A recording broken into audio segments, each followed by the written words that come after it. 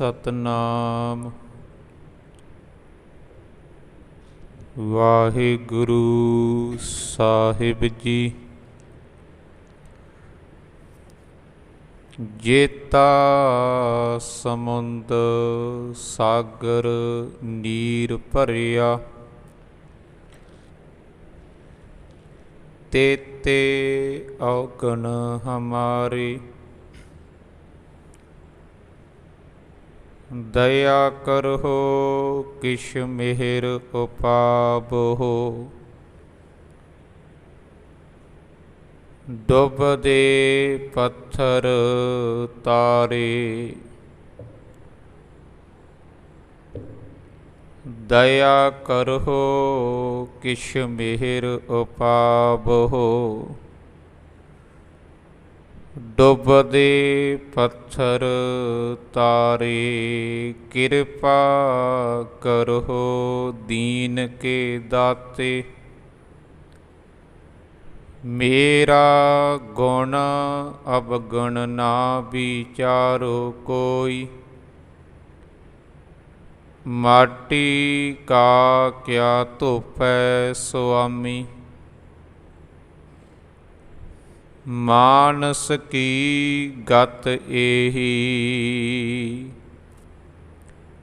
परम सत्कारयोग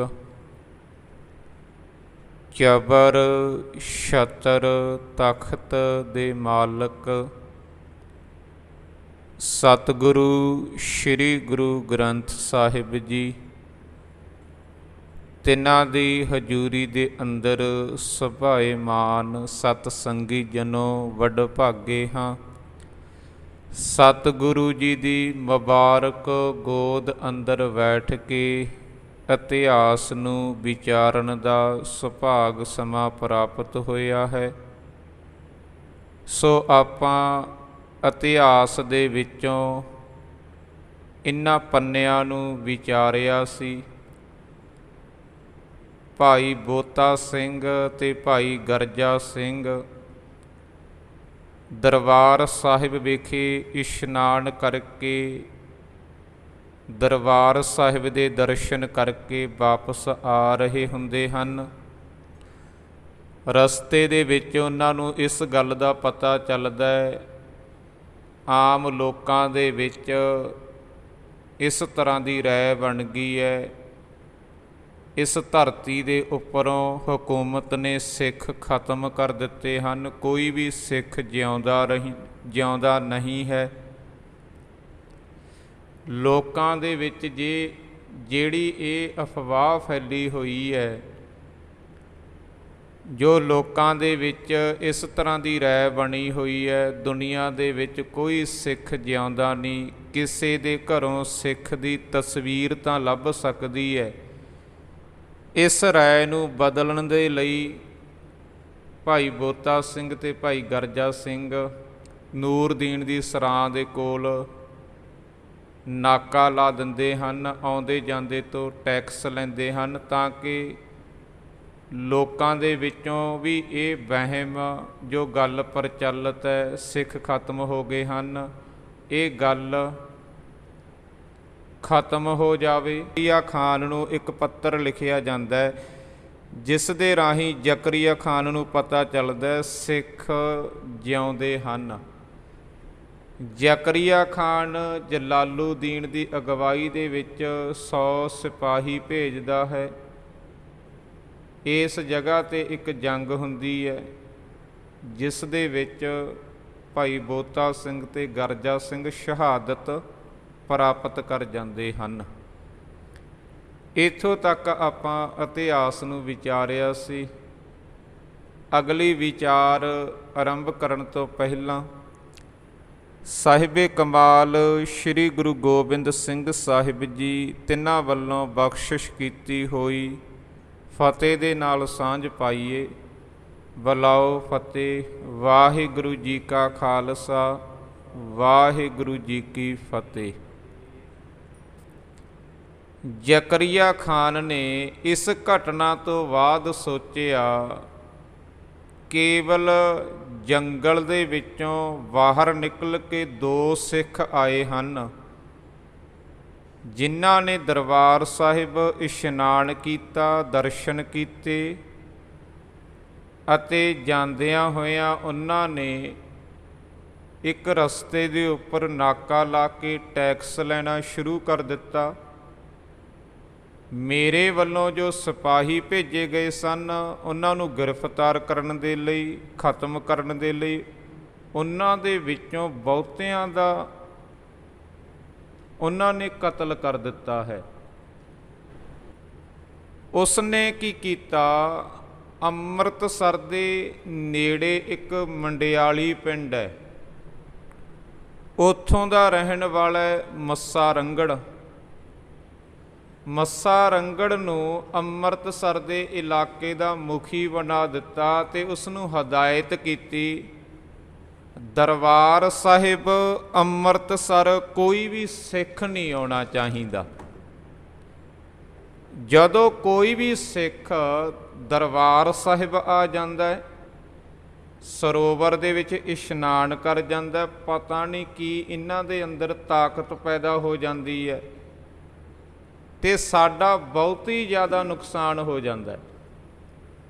ਮੱਸਾ ਰੰਗੜ ਨੂੰ ਇਹ ਹਦਾਇਤ ਦਿੱਤੀ ਗਈ, ਦਰਬਾਰ ਸਾਹਿਬ ਦੇ ਸਰੋਵਰ ਦੇ ਵਿੱਚ ਕੋਈ ਸਿੱਖ ਇਸ਼ਨਾਨ ਨਾ ਕਰਕੇ ਜਾਵੇ ਅਤੇ ਦਰਬਾਰ ਸਾਹਿਬ ਦੇ ਦਰਸ਼ਨ ਨਾ ਕਰ ਸਕੇ।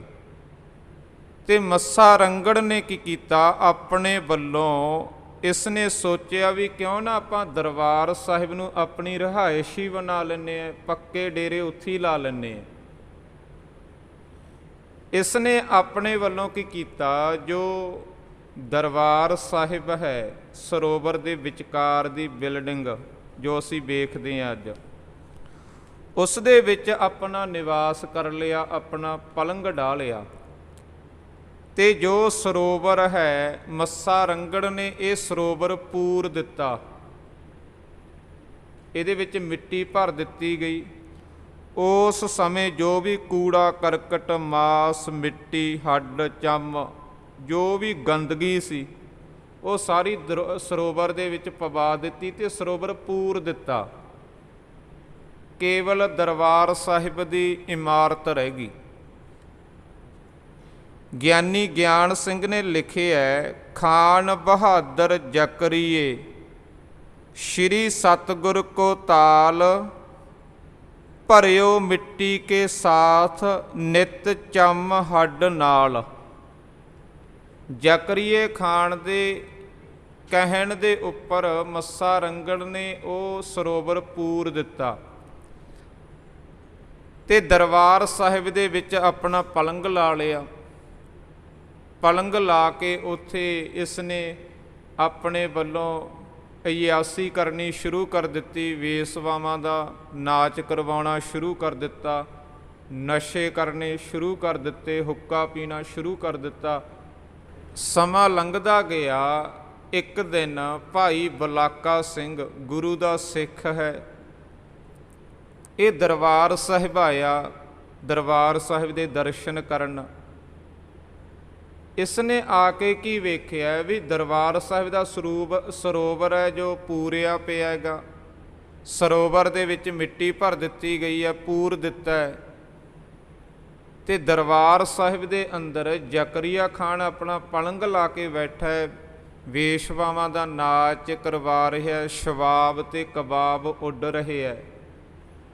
ਜਦੋਂ ਉਸ ਨੂੰ ਇਸ ਬਾਰੇ ਪਤਾ ਚੱਲਿਆ, ਭਾਈ ਬਲਾਕਾ ਸਿੰਘ ਆਪਣੇ ਘਰੇ ਨਹੀਂ ਗਿਆ। ਉਹ ਕਿਸੇ ਨਾ ਕਿਸੇ ਤਰੀਕੇ ਦੇ ਨਾਲ ਉਸ ਨੂੰ ਜਿਵੇਂ ਕਿਤੇ ਪਤਾ ਲੱਗਿਆ ਵੀ ਸਿੱਖ ਇਸ ਜਗ੍ਹਾ 'ਤੇ ਰਹਿੰਦੇ ਆ ਜੰਗਲ ਦੇ ਵਿੱਚ, ਉਹ ਇਸੇ ਤਰੀਕੇ ਦੇ ਨਾਲ ਕਿਵੇਂ ਨਾ ਕਿਵੇਂ ਬੀਕਾਨੇਰ ਰਾਜਸਥਾਨ ਦੇ ਵਿੱਚ ਸਿੱਖਾਂ ਦੇ ਜਥੇ ਕੋਲ ਪਹੁੰਚਦਾ ਹੋ ਗਿਆ। ਭਾਈ ਬਲਾਕਾ ਸਿੰਘ ਜਦੋਂ ਉੱਥੇ ਪਹੁੰਚੇ ਹੈ, ਜਿਹੜੇ ਸਿੱਖ ਉੱਥੇ ਜਥੇ ਦੇ ਰੂਪ ਦੇ ਵਿੱਚ ਰਹਿ ਰਹੇ ਹੈ, ਭਾਈ ਸੁੱਖਾ ਸਿੰਘ ਦਾ ਜਥਾ ਇੱਥੇ ਰਹਿ ਰਹੇ ਹੈ, ਉਹਨਾਂ ਨੇ ਭਾਈ ਬਲਾਕਾ ਸਿੰਘ ਨੂੰ ਪਾਣੀ ਧਾਣੀ ਪਿਆਇਆ ਅਤੇ ਬਾਅਦ ਦੇ ਵਿੱਚ ਉਸ ਨੂੰ ਪੁੱਛਦੇ ਆ ਵੀ ਤੂੰ ਉਸ ਇਲਾਕੇ ਦੇ ਵਿੱਚੋਂ ਆ ਰਹੇ ਆ, ਅੰਮ੍ਰਿਤਸਰ ਦੇ ਇਲਾਕੇ ਦੇ ਵਿੱਚੋਂ, ਗੁਰਧਾਮਾਂ ਦਾ ਕੀ ਹਾਲ ਚਾਲ ਹੈ? ਗੁਰਦੁਆਰਾ ਸਾਹਿਬ ਨੇ ਜੋ ਉਹਨਾਂ ਦੇ ਹਾਲਾਤ ਕਿਸ ਤਰ੍ਹਾਂ ਦੇ ਬਣੇ ਹੋਏ ਆ। ਮੈਂ ਪਹਿਲਾਂ ਵੀ ਇਹ ਇੱਕ ਦਿਨ ਜ਼ਿਕਰ ਕੀਤਾ ਸੀ, ਸਿੱਖ ਨੂੰ ਜਦੋਂ ਟਾਈਮ ਮਿਲਦਾ ਹੈ ਨਾ, ਉਹ ਦਰਬਾਰ ਸਾਹਿਬ ਜਾਂਦਾ ਹੈ ਅੰਮ੍ਰਿਤਸਰ, ਤੇ ਜਾਂ ਕੌਮ ਦੀ ਚੜ੍ਹਦੀ ਕਲਾ ਦੇ ਨਾਲ ਸੰਬੰਧਿਤ ਗੱਲਾਂ ਕਰਦਾ। ਉਹ ਕਿਸੇ ਤੋਂ ਪਰਿਵਾਰ ਦਾ ਹਾਲ ਚਾਲ ਨਹੀਂ ਪੁੱਛਦਾ ਵੀ ਖੇਤੀਬਾੜੀ ਕਿਵੇਂ ਹੈ, ਘਰ-ਬਾਰ ਕਿਵੇਂ ਹੈ, ਨਾ ਦਰਬਾਰ ਸਾਹਿਬ ਕਿਵੇਂ ਹੈ। ਤੇ ਜਦੋਂ ਉਸ ਨੂੰ ਸਮਾਂ ਲੱਗਦਾ ਉਹ ਘਰੇ ਨਹੀਂ ਜਾਂਦਾ, ਸਿੱਖ ਦਰਬਾਰ ਸਾਹਿਬ ਜਾਂਦਾ। ਇਸ ਤਰ੍ਹਾਂ ਦੇ ਹਾਲਾਤ ਨੇ ਉਸ ਸਮੇਂ। ਭਾਈ ਬਲਾਕਾ ਸਿੰਘ ਨੂੰ ਪੁੱਛਿਆ ਜਾਂਦਾ ਹੈ ਵੀ ਤੁਸੀਂ ਆਏ ਹੋ, ਗੁਰਧਾਮਾਂ ਦੇ ਕੀ ਹਾਲ ਚਾਲ ਨੇ। ਜਦੋਂ ਭਾਈ ਬਲਾਕਾ ਸਿੰਘ ਇਹ ਗੱਲ ਸੁਣਦਾ ਉਹ ਭਾਵੁਕ ਹੋ ਜਾਂਦਾ, ਉਹਦੀਆਂ ਅੱਖਾਂ ਦੇ ਵਿੱਚ ਪਾਣੀ ਆ ਜਾਂਦਾ। ਭਾਈ ਬਲਾਕਾ ਸਿੰਘ ਦੱਸਦਾ ਹੈ, ਉਸ ਨੂੰ ਗਿਆਨੀ ਗਿਆਨ ਸਿੰਘ ਨੇ ਕਾਵਿ ਰਚਨਾ ਦੇ ਵਿੱਚ ਲਿਖਿਆ ਹੋਇਆ। ਭਾਈ ਬਲਾਕਾ ਸਿੰਘ ਦੱਸਦਾ ਹੁਣ ਦਰਬਾਰ ਸਾਹਿਬ ਦਾ ਕੀ ਹਾਲ ਹੈ। ਮੱਸਾ ਨਾਮ ਰੰਗੜ ਕੋ ਗੁਰ ਕੇ ਹਰਮੰਦਰ ਮੇ, ਬੈਠਿਓ ਸੋ ਪਲੰਗ ਪੈ ਨਿਜ ਸਭਾ ਕੋ ਲਗਾਏ ਕੈ। ਭਾਈ ਬਲਾਕਾ ਸਿੰਘ ਕਹਿੰਦਾ ਇੱਕ ਮੱਸਾ ਰੰਗੜ ਨਾਮ ਦਾ ਮੁਖੀ ਹੈ, ਜਿਸ ਨੂੰ ਅੰਮ੍ਰਿਤਸਰ ਦਾ ਮੁਖੀ ਬਣਾਇਆ ਗਿਆ ਹੈਗਾ, ਹਾਕਮ ਹੈ। ਉਸਨੇ ਕੀ ਕੀਤਾ, ਦਰਬਾਰ ਸਾਹਿਬ ਦੇ ਅੰਦਰ ਰਿਹਾਇਸ਼ ਕਰ ਲਈ ਹੈ, ਆਪਣਾ ਨਿਵਾਸ ਉੱਥੇ ਹੀ ਰਹਿਣਾ ਸ਼ੁਰੂ ਕਰ ਦਿੱਤਾ ਹੈ। ਤੇ ਉਹ ਉੱਥੇ ਬੈਠ ਕੇ ਦਰਬਾਰ ਸਾਹਿਬ ਦੇ ਵਿੱਚ ਕਰ ਕੀ ਰਿਹਾ, ਜਿੱਥੇ ਸਾਹਿਬ ਸ੍ਰੀ ਗੁਰੂ ਗ੍ਰੰਥ ਸਾਹਿਬ ਦਾ ਪ੍ਰਕਾਸ਼ ਹੁੰਦਾ ਸੀ, ਜਿੱਥੇ ਗੁਰੂ ਗ੍ਰੰਥ ਸਾਹਿਬ ਜੀ ਦਾ ਤਖਤ ਹੁੰਦਾ ਸੀ, ਉਸ ਜਗ੍ਹਾ ਤੇ ਉਸਨੇ ਆਪਣਾ ਪਲੰਗ ਲਗਾ ਰੱਖਿਆ। ਜਿਸ ਜਗ੍ਹਾ ਤੇ ਸਿੱਖ ਚੌਰ ਸਾਹਿਬ ਰੱਖਦੇ ਸਨ, ਉਸ ਜਗ੍ਹਾ ਤੇ ਉਹਨੇ ਆਪਣਾ ਹੁੱਕਾ ਰੱਖਿਆ ਹੋਇਆ। ਜਿੱਥੇ ਬੈਠ ਕੇ ਕੀਰਤਨੀਏ ਸਿੰਘ ਕੀਰਤਨ ਕਰਦੇ ਸਨ, ਉੱਥੇ ਉਹ ਵੇਸਵਾਵਾਂ ਦਾ ਨਾਚ ਕਰਵਾ ਰਹੇ। ਦਿਨ ਕੋ ਤੋ ਕੰਚਨੀ ਕੋ ਨਾਚ ਤੇ ਕਰਵਾਵੈ ਉਹ, ਨਿਸ ਕੋ ਸੋਵੈ ਤੋ ਵੇਸਵਾ ਰਖਾਏ ਕੈ। ਦਿਨ ਦੇ ਵਿੱਚ ਵੇਸਵਾਵਾਂ ਦਾ ਨਾਚ ਹੁੰਦਾ, ਤੇ ਜਦੋਂ ਰਾਤ ਨੂੰ ਉਹ ਸੌਂਦਾ, ਰਾਤ ਨੂੰ ਜੋ ਵੇਸਵਾਵਾਂ ਉਹ ਵੀ ਉੱਥੇ ਹੀ ਸੌਂਦੀਆਂ ਨੇ। ਉੱਡਤ ਸ਼ਰਾਬ ਤੇ ਕਬਾਬ ਸਭਾ ਤੁਰਕਣ ਮੈਂ, ਉੱਥੇ ਤੁਰਕਾਂ ਨੇ ਆਪਣੀ ਸਭਾ ਲਾਈ ਹੋਈ ਹੈ ਤੇ ਸ਼ਰਾਬ ਤੇ ਕਬਾਬ ਉੱਡ ਰਿਹਾ। ਪੀਵਤ ਹੋ ਹੁੱਕਾ ਥੂਕੈ ਮਨ ਭਾਏ ਕੈ, ਤੇ ਹੁੱਕਾ ਪੀਂਦਾ ਹੈਗਾ ਤੇ ਜਿੱਥੇ ਉਹਦਾ ਜੀ ਕਰਦਾ ਉੱਥੇ ਉਹ ਥੁੱਕਦਾ ਹੈਗਾ। ਇਹ ਸਾਰੇ ਹਾਲਾਤ ਹੈ।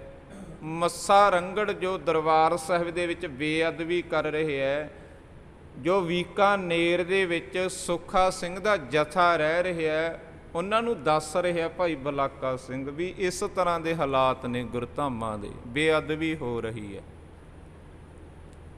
ਪਹਿਲਾਂ ਤਾਂ ਕੇਵਲ ਭਾਈ ਬਲਾਕਾ ਸਿੰਘ ਦੇ ਅੱਖਾਂ ਦੇ ਵਿੱਚ ਪਾਣੀ ਸੀ, ਜਾਂ ਉਹ ਖੁਦ ਆਪ ਭਾਵੁਕ ਸੀ, ਇਹ ਬੇਅਦਬੀ ਦੇਖ ਕੇ ਗਿਆ ਉਹ।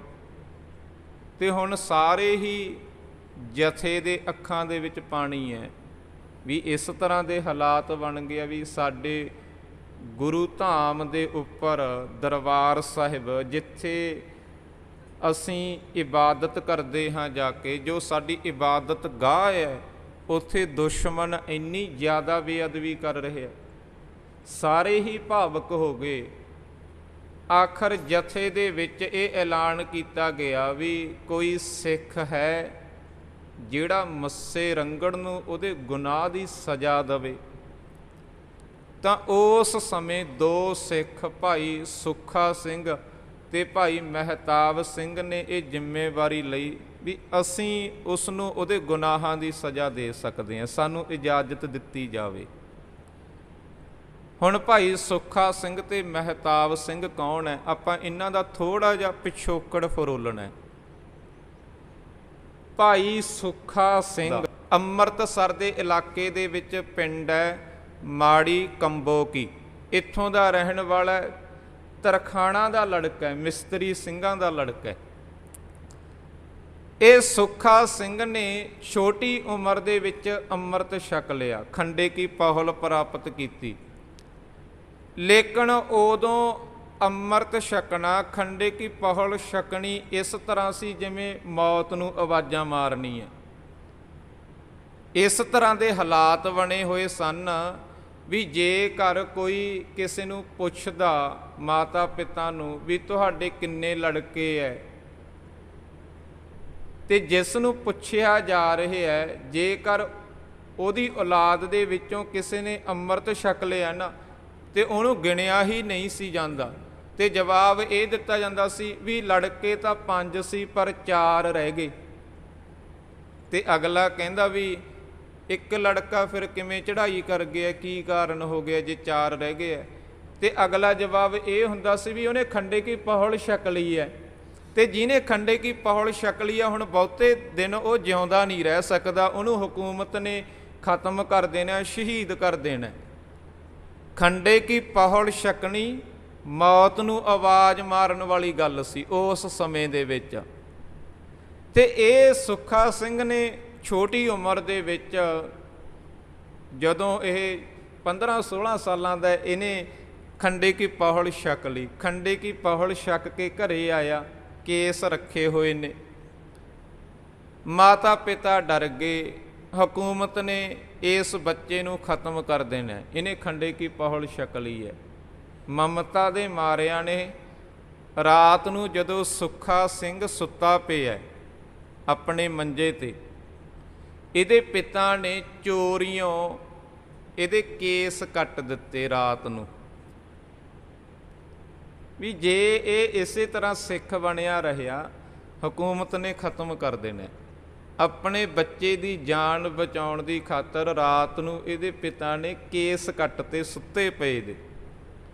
ਹੁਣ ਸਵੇਰੇ ਜਦੋਂ ਇਹ ਸੁੱਖਾ ਸਿੰਘ ਜਾਗਿਆ, ਇਹਨੇ ਆਪਣੇ ਕੇਸਾਂ ਨੂੰ ਇਕੱਠੇ ਕਰਨਿਆ ਚਾਹਿਆ ਪਰ ਕੇਸ ਹੈ ਹੀ ਨਹੀਂ ਸਿਰ ਦੇ ਉੱਪਰ। ਤੇ ਜਦੋਂ ਇਸ ਨੂੰ ਪਤਾ ਚੱਲਿਆ ਨਾ ਵੀ ਮੇਰੇ ਕੇਸ ਮੇਰੇ ਘਰਦਿਆਂ ਨੇ ਕੱਟੇ ਆ ਤੇ ਚੋਰੀਓਂ ਕੱਟੇ ਆ, ਤੇ ਇਹ ਬਹੁਤ ਜ਼ਿਆਦਾ ਰੋਇਆ, ਬਹੁਤ ਜ਼ਿਆਦਾ ਗੁੱਸੇ ਦੇ ਵਿੱਚ ਆਇਆ। ਇਹ ਘਰੋਂ ਦੌੜ ਕੇ ਜਿਹੜਾ ਪਿੰਡ ਦੇ ਵਿੱਚ ਇੱਕ ਖੂਹ ਸੀ ਉਹਦੇ ਵਿੱਚ ਛਾਲ ਮਾਰ ਦਿੱਤੀ। ਉਹਦੇ ਵਿੱਚ ਪਾਣੀ ਥੋੜ੍ਹਾ ਸੀ, ਇਹ ਡੁੱਬ ਤਾਂ ਸਕਿਆ ਨਹੀਂ,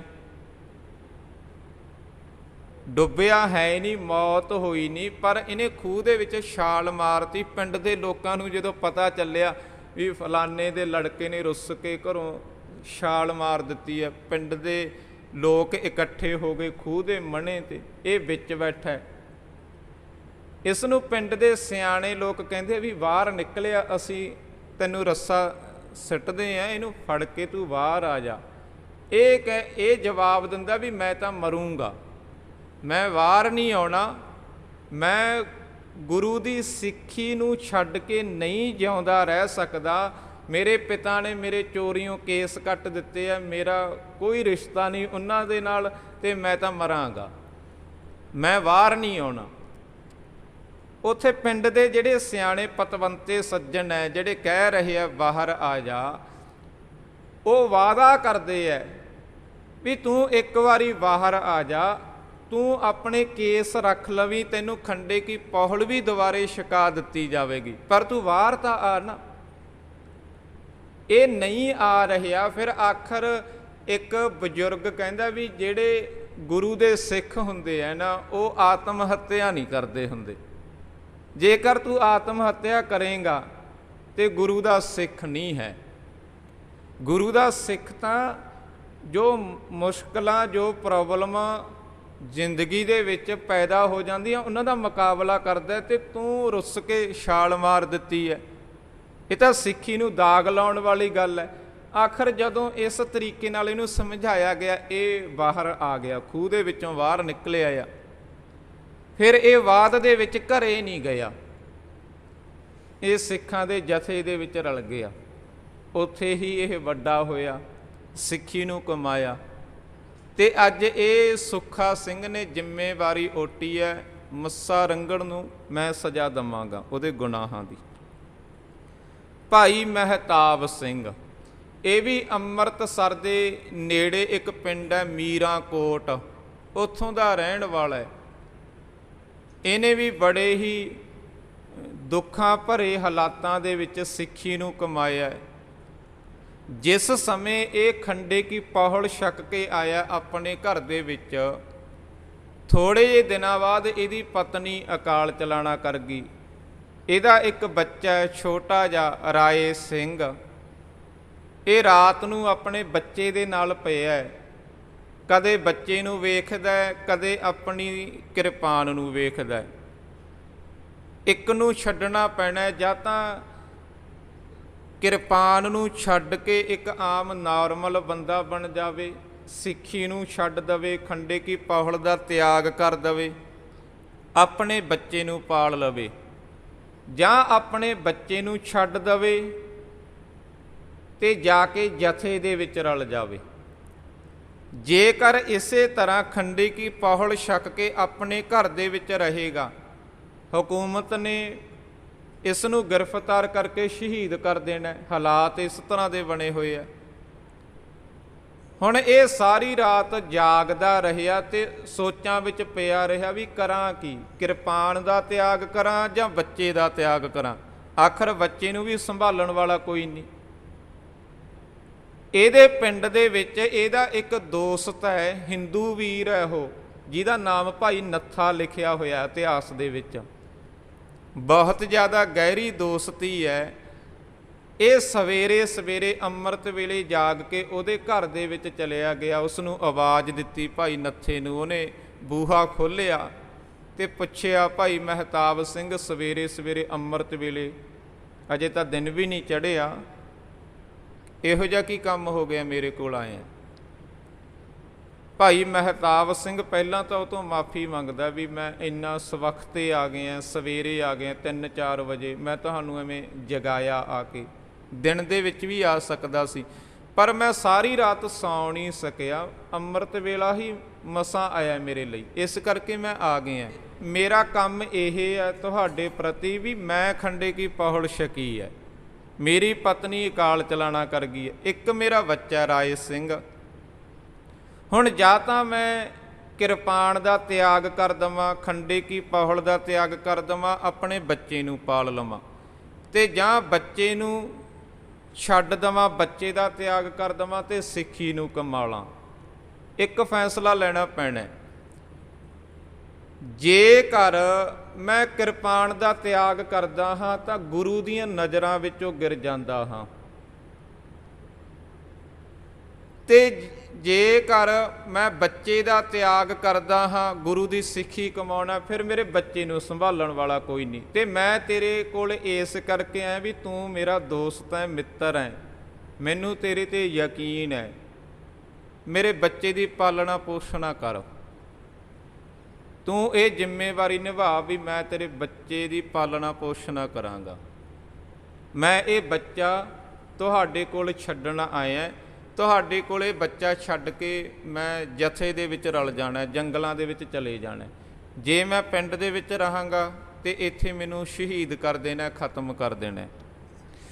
ਇਹ ਹਿੰਦੂ ਵੀਰ ਹੈ ਜਿਹੜਾ ਭਾਈ ਨੱਥਾ ਹੈ, ਬਹੁਤ ਵਧੀਆ। ਇਸ ਨੇ ਜ਼ਿੰਮੇਵਾਰੀ ਲੈ ਲਈ ਵੀ ਜੇ ਤੂੰ ਜਾਣਾ ਹੈਗਾ ਜਥੇ ਵਿੱਚ ਰਲਣਾ, ਮੈਂ ਤੇਰੇ ਬੱਚੇ ਦੀ ਪਾਲਣਾ ਪੋਸ਼ਣਾ ਕਰਾਂਗਾ, ਅੱਜ ਤੋਂ ਇਹ ਬੱਚਾ ਮੇਰਾ ਹੋਇਆ, ਤੈਨੂੰ ਇਹਦੀ ਫਿਕਰ ਕਰਨ ਦੀ ਲੋੜ ਨਹੀਂ। ਉਹਨੇ ਜ਼ਿੰਮੇਵਾਰੀ ਓਟ ਲਈ। ਤੇ ਮਹਿਤਾਬ ਸਿੰਘ ਨੇ 2 ਗੱਲਾਂ ਹੋਰ ਕਹੀਆਂ ਵੀ ਭਾਈ ਨੱਥਾ, ਇੱਕ ਤਾਂ ਇਸ ਗੱਲ ਦਾ ਧਿਆਨ ਰੱਖਣਾ, ਤੁਸੀਂ ਹੋ ਸਨਾਤਨ ਮਤ ਨੂੰ ਮੰਨਣ ਵਾਲੇ ਲੋਕ, ਹਿੰਦੂ ਵੀਰ, ਤੁਹਾਡੇ ਘਰ ਦੇ ਵਿੱਚ ਕੇਸਾਂ ਦੀ ਬੇਅਦਬੀ ਹੋ ਜਾਂਦੀ ਹੈ, ਤੁਸੀਂ ਕੇਸ ਕੱਟਦੇ ਹੋ, ਪਰ ਮੇਰੇ ਬੱਚੇ ਦੇ ਕੇਸ ਨਹੀਂ ਕੱਟਣੇ ਕਦੇ ਵੀ ਕਦੇ ਤੁਸੀਂ ਆਪਣੇ ਬੱਚਿਆਂ ਦੇ ਕੇਸ ਕੱਟੋ ਤੇ ਨਾਲ ਮੇਰੇ ਬੱਚੇ ਦੇ ਵੀ ਕੇਸ ਕੱਟਦੇ ਹੋ, ਇਹ ਨਹੀਂ ਹੋਣਾ ਚਾਹੀਦਾ। ਸਾਡੇ ਇਹ ਸਿੱਖੀ ਸਿਧਾਂਤਾਂ ਦੇ ਖਿਲਾਫ ਹੈ ਗੱਲ। ਇੱਕ ਤਾਂ ਮੇਰੇ ਬੱਚੇ ਦੇ ਕੇਸ ਨਹੀਂ ਕੱਟਣੇ, ਇੱਕ ਮੇਰਾ ਬੱਚਾ ਕਿਸੇ ਡਰ ਦੇ ਅਧੀਨ ਆ ਕੇ ਹਕੂਮਤ ਦੇ ਹੱਥਾਂ ਦੇ ਵਿੱਚ ਨਹੀਂ ਦੇਣਾ। ਇਹਨੂੰ ਸਾਹਮਣੇ ਭਾਵੇਂ ਕੋਈ ਗੋਲੀ ਮਾਰ ਜਾਵੇ, ਕੋਈ ਇਤਰਾਜ਼ ਨਹੀਂ, ਪਰ ਕਿਤੇ ਤੂੰ ਕੱਲ੍ਹ ਨੂੰ ਡਰ ਜਾਵੇਂ ਵੀ ਇੱਕ ਸਿੱਖ ਦਾ ਬੱਚਾ ਮੇਰੇ ਘਰੇ ਹੈ, ਤੇ ਜਾਂ ਹਕੂਮਤ ਪਹੁੰਚ ਜਾਵੇ ਕਿਸੇ ਨਾ ਕਿਸੇ ਤਰੀਕੇ ਨਾਲ ਤੇ ਤੂੰ ਬੱਚਾ ਉਹਨਾਂ ਨੂੰ ਫੜਾ ਦੇਵੇਂ ਵੀ ਲੈ ਜਾਓ, ਇਹ ਨਹੀਂ ਹੋਣਾ ਚਾਹੀਦਾ। ਭਾਈ ਨੱਥੇ ਨੇ ਇਹ ਦੋਵੇਂ ਵਾਅਦੇ ਉਹਦੇ ਮੰਨ ਲਏ ਵੀ ਮੈਂ ਇਹਨਾਂ ਗੱਲਾਂ 'ਤੇ ਧਿਆਨ ਰੱਖਾਂਗਾ। ਭਾਈ ਇਹ ਮਹਿਤਾਬ ਸਿੰਘ ਵੀ ਜਿਹੜਾ ਸੁੱਖਾ ਸਿੰਘ ਦਾ ਜਥਾ ਉਹਦੇ ਵਿੱਚ ਜਾ ਕੇ ਰਲ ਗਿਆ ਸੀ। ਆਪਣਾ ਬੱਚਾ ਇਸ ਤਰ੍ਹਾਂ ਇੱਕ ਹਿੰਦੂ ਵੀਰ ਦੇ ਕੋਲ ਛੱਡ ਕੇ। ਹੁਣ ਮੈਂ ਥੋੜ੍ਹਾ ਜਿਹਾ ਅੱਗੇ ਵੀ ਗੱਲ ਕਰਦਾ ਜਾਵਾਂ। ਜਦੋਂ ਮਹਿਤਾਬ ਸਿੰਘ ਦੀ ਸ਼ਹਾਦਤ ਹੋ ਜਾਂਦੀ ਹੈ, ਹਕੂਮਤ ਨੂੰ ਪਤਾ ਚੱਲਦਾ ਵੀ ਇਹਦਾ ਇੱਕ ਬੱਚਾ ਵੀ ਹੈ, ਉਹ ਇਹਦੇ ਪਿੰਡ ਪਹੁੰਚਦੀ ਹੈ, ਹਾਕਮ ਪਹੁੰਚਦੇ ਆ, ਸਿਪਾਹੀ ਪਹੁੰਚਦੇ ਆ। ਪਿੰਡ ਦੇ ਵਿੱਚ ਆ ਕੇ ਪਤਾ ਕੀਤਾ ਜਾਂਦਾ ਵੀ ਮਹਿਤਾਬ ਸਿੰਘ ਦਾ ਇੱਕ ਲੜਕਾ ਹੈ ਰਾਏ ਸਿੰਘ, ਉਹ ਕਿਹਦੇ ਕੋਲ ਹੈ। ਆਖਰ ਹੌਲੀ ਹੌਲੀ ਪਤਾ ਚੱਲ ਜਾਂਦਾ ਵੀ ਇੱਕ ਹਿੰਦੂ ਵੀਰ ਹੈ ਨੱਥਾ, ਉਹਦੇ ਕੋਲ ਹੈ ਉਹਦਾ ਬੱਚਾ। ਨੱਥੇ ਨੂੰ ਪੰਚਾਇਤ ਦੇ ਵਿੱਚ ਬੁਲਾਇਆ ਜਾਂਦਾ ਹੈ ਹਾਕਮਾਂ ਵੱਲੋਂ। ਉਸ ਨੂੰ ਪੁੱਛਿਆ ਜਾਂਦਾ ਹੈ ਵੀ ਤੁਹਾਡੇ ਕੋਲ ਮਹਿਤਾਬ ਸਿੰਘ ਦਾ ਬੱਚਾ ਹੈ, ਲੜਕਾ ਹੈ, ਤੁਹਾਡੇ ਘਰ ਦੇ ਵਿੱਚ ਰਹਿੰਦਾ। ਨੱਥਾ ਇਹ ਕਹਿ ਦਿੰਦਾ ਵੀ ਹਾਂਜੀ ਉਹ ਮੇਰੇ ਕੋਲ ਹੀ ਹੈ। ਤੇ ਉਸ ਸਮੇਂ ਦੇ ਹਾਕਮ ਕਹਿੰਦੇ ਆ ਵੀ ਉਹ ਸਾਡੇ ਹਵਾਲੇ ਕਰ ਦੇ। ਨੱਥਾ ਕਹਿੰਦਾ ਵੀ ਹਾਂ ਉਹ ਮੈਂ ਤੁਹਾਡੇ ਹਵਾਲੇ ਕਰ ਦੇਣਾ, ਸਿੱਖ ਦਾ ਹਿੰਦੂ ਨਾਲ ਕੀ ਸੰਬੰਧ ਆ। ਉਹ ਤਾਂ ਜਦੋਂ ਮੇਰੇ ਘਰ ਦੇ ਵਿੱਚ ਆ ਗਿਆ ਵੀ ਮੇਰੇ ਬੱਚੇ ਨੂੰ ਸੰਭਾਲ ਕੇ ਰੱਖ, ਮੈਂ ਰੱਖ ਲਿਆ ਕੁਝ ਦਿਨਾਂ ਦੇ ਵਾਸਤੇ। ਮੈਨੂੰ ਕੀ ਪਤਾ ਸੀ ਉਹਨੇ ਬਾਅਦ ਵਿੱਚ ਆਉਣੀ ਨਹੀਂ ਆਪਣੇ ਬੱਚੇ ਨੂੰ ਲੈਣ। ਤੇ ਤੁਸੀਂ ਇੰਜ ਕਰੋ, ਤੁਸੀਂ ਇੱਥੇ ਬੈਠੋ ਤੇ ਮੈਂ ਬੱਚਾ ਲੈ ਕੇ ਆਉਣਾ ਆਪਣੇ ਘਰ ਦੇ ਵਿੱਚੋਂ। ਜੇ ਤੁਸੀਂ ਸਾਰੇ ਚਲੇ ਗਏ ਉਹਨੇ ਡਰ ਜਾਣਾ। ਇਹ ਆਏ ਯਕੀਨ ਜਿਹਾ ਦਿਵਾ ਕੇ ਗੱਲਾਂ ਕਰਕੇ ਆਪਣੇ ਘਰ ਦੇ ਵਿੱਚ ਚਲਿਆ ਗਿਆ। ਇਹ ਉਸ ਬੱਚੇ ਨੂੰ ਲੈ ਕੇ ਰਾਏ ਸਿੰਘ ਨੂੰ ਆਪਣੇ ਘਰ ਦੇ ਵਿੱਚੋਂ ਦੌੜ ਗਿਆ। ਇਹ ਵਾਪਸ ਆਇਆ ਨਹੀਂ। ਕੁਝ ਸਮਾਂ ਉਸ ਸਮੇਂ ਦੇ ਹਾਕਮਾਂ ਨੇ ਉਡੀਕਿਆ ਵੀ ਆਉਂਦਾ ਹੋਵੇਗਾ, ਪਰ ਜਦੋਂ ਆਏ ਹੀ ਨਹੀਂ। ਹਾਕਮ ਇਸ ਦੇ ਘਰ ਦੇ ਵਿੱਚ ਗਏ, ਘਰ ਦੇ ਵਿੱਚ ਕੋਈ ਵੀ ਨਹੀਂ ਹੈ। ਆਖਰ ਉਹਨਾਂ ਨੂੰ ਪਤਾ ਚੱਲਿਆ ਵੀ ਉਹ ਦੌੜ ਗਿਆ ਬੱਚੇ ਨੂੰ ਲੈ ਕੇ। ਉਹਨਾਂ ਨੇ ਇਸ ਦਾ ਪਿੱਛਾ ਕੀਤਾ ਤੇ ਜਦੋਂ ਨੱਥੇ ਨੂੰ ਇਹ ਯਕੀਨ ਹੋ ਗਿਆ ਵੀ ਹੁਣ ਅਸੀਂ ਫੜੇ ਜਾਵਾਂਗੇ, ਨਹੀਂ ਬਹੁਤੀ ਦੂਰ ਤੱਕ ਦੌੜ ਸਕਦੇ, ਇਹਨੇ ਰਾਏ ਸਿੰਘ ਬੱਚੇ ਨੂੰ ਕਿਹਾ ਵੀ ਤੂੰ ਦੌੜ ਜਾ, ਨਹੀਂ ਤੈਨੂੰ ਹਾਕਮ ਪਕੜ ਲੈਣਗੇ, ਉਹ ਸ਼ਹੀਦ ਕਰ ਦੇਣਗੇ, ਤੂੰ ਸਿੱਖ ਹੈ, ਤੂੰ ਦੌੜ ਜਾ ਕਿਸੇ ਤਰੀਕੇ ਨਾਲ, ਕਿਤੇ ਵੀ ਚਲਿਆ ਜਾ। ਇਹਨੇ ਬੱਚੇ ਨੂੰ ਭਜਾ ਦਿੱਤਾ, ਆਪ ਇਹ ਪਕੜਿਆ ਗਿਆ। ਜਦੋਂ ਇਸ ਨੂੰ ਪੁੱਛਿਆ ਗਿਆ ਵੀ ਬੱਚਾ ਦੱਸ ਕਿੱਥੇ ਹੈ, ਇਹਨੇ ਬੱਚਾ ਨਹੀਂ ਦੱਸਿਆ ਵੀ ਉਹ ਕਿੱਥੇ ਚਲਿਆ ਗਿਆ। ਆਖਰ ਇਸ ਨੂੰ ਹਕੂਮਤ ਵੱਲੋਂ ਖਤਮ ਕਰ ਦਿੱਤਾ ਸੀ, ਸ਼ਹੀਦ ਕਰ ਦਿੱਤਾ ਸੀ, ਇਹ ਕਹਿ ਸਕਦੇ ਹਾਂ। ਇਹ ਬਾਅਦ ਦੀ ਘਟਨਾ ਹੈ। ਮਹਿਤਾਬ ਸਿੰਘ ਦਾ ਲੜਕਾ ਹੈ ਰਾਏ ਸਿੰਘ, ਰਾਏ ਸਿੰਘ ਦਾ ਲੜਕਾ ਹੈ ਰਤਨ ਸਿੰਘ ਭੰਗੂ, ਜਿਸ ਨੇ ਇਤਿਹਾਸ ਲਿਖਿਆ। ਰਤਨ ਸਿੰਘ ਭੰਗੂ ਨੇ ਪੰਥ ਪ੍ਰਕਾਸ਼ ਲਿਖਿਆ, ਇੱਕ ਗ੍ਰੰਥ ਹੈ ਛੋਟਾ ਜਿਹਾ ਇਤਿਹਾਸਕ, ਆਪਣੇ ਕੋਲ ਇੱਥੇ ਵੀ ਪਿਆ ਲਾਇਬ੍ਰੇਰੀ ਦੇ ਵਿੱਚ। ਉਹ ਰਤਨ ਸਿੰਘ ਭੰਗੂ ਨੇ ਲਿਖਿਆ, ਜਿਹੜਾ ਮਹਿਤਾਬ ਸਿੰਘ ਦਾ ਪੋਤਰਾ ਸੀ। ਸੋ ਖੈਰ, ਬੀਕਾਨੇਰ ਦੀ ਧਰਤੀ ਤੇ ਸੁੱਖਾ ਸਿੰਘ ਤੇ ਮਹਿਤਾਬ ਸਿੰਘ ਜ਼ਿੰਮੇਵਾਰੀ ਲੈਂਦੇ ਆ ਵੀ ਅਸੀਂ ਮੱਸਾ ਰੰਗੜ ਨੂੰ ਉਹਦੇ ਗੁਨਾਹਾਂ ਦੀ ਸਜ਼ਾ ਦੇਵਾਂਗੇ। ਇਹ ਦੋਵੇਂ ਜਾਣੇ ਬੀਕਾਨੇਰ ਤੋਂ ਘੋੜਿਆਂ 'ਤੇ ਸਵਾਰ ਹੋ ਕੇ ਇੱਥੇ ਦਰਬਾਰ ਸਾਹਿਬ ਆਉਂਦੇ ਆ ਅੰਮ੍ਰਿਤਸਰ।